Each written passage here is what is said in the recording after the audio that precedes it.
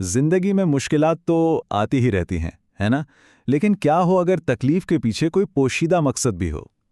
آج ہم امام علی علیہ السلام کی حکمت میں غوطہ لگائیں گے تاکہ مصیبت کو ایک بالکل نئے زاویے سے دیکھ سکیں۔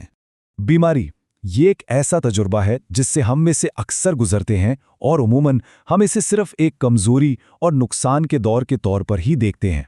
یہ ہمارے جسم، ہمارے ذہن اور کبھی کبھار تو ہمارے ایمان کے لیے بھی ایک بہت بڑا چیلنج بن جاتی ہے۔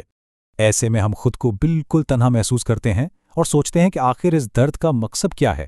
یوں لگتا ہے جیسے زندگی بس رک سی گئی ہے، ایک جگہ ٹھہر گئی ہے۔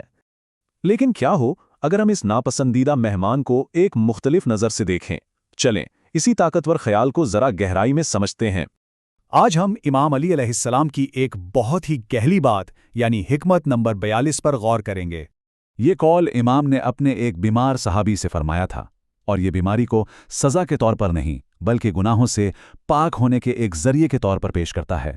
اس گہرے خیال کو سمجھانے کے لیے امام علی علیہ السلام نے فطرت سے ایک بہت ہی خوبصورت اور مؤثر مثال استعمال کی۔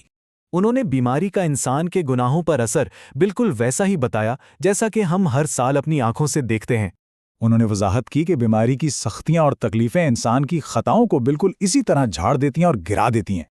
اور یہ مثال اس خیال کو کتنی خوبصورتی سے واضح کرتی ہے کہ جو کچھ باقی رہ جاتا ہے وہ پاکیزگی کی حالت ہے، جو بیماری کی آزمائش سے ہی صاف ہوتی ہے۔ لیکن امام علی علیہ السلام یہاں ایک بہت ہی اہم فرق بھی واضح کرتے ہیں۔ بیماری خود تو ایک پاکیزگی کا عمل ہے، لیکن جو اصل اجر ہے وہ کسی اور چیز سے ملتا ہے۔ وہ بتاتے ہیں کہ جہاں بیماری گناہوں کو صاف کرتی ہے، وہیں اصل اجر ہمارے رد عمل سے کمایا جاتا ہے، یعنی جو ہم کہتے ہیں اور جو ہم کرتے ہیں۔ تو سب سے اہم نقطہ یہ ہے کہ حقیقی روحانی فضیلت صبر کرنے میں، شکر ادا کرنے میں اور مشکل کے باوجود نیکی کا راستہ نہ چھوڑنے میں ہے۔ تو یہ قدیم حکمت آج کی دنیا میں ہماری کس طرح مدد کر سکتی ہے؟ چاہے وہ کوئی جسمانی بیماری ہو یا ذہنی صحت کے مسائل، یہ نقطہ نظر ہمیں ایک نیا راستہ دکھاتا ہے۔ یہ نقطہ نظر ہمیں ایک عملی ٹول کٹ فراہم کرتا ہے۔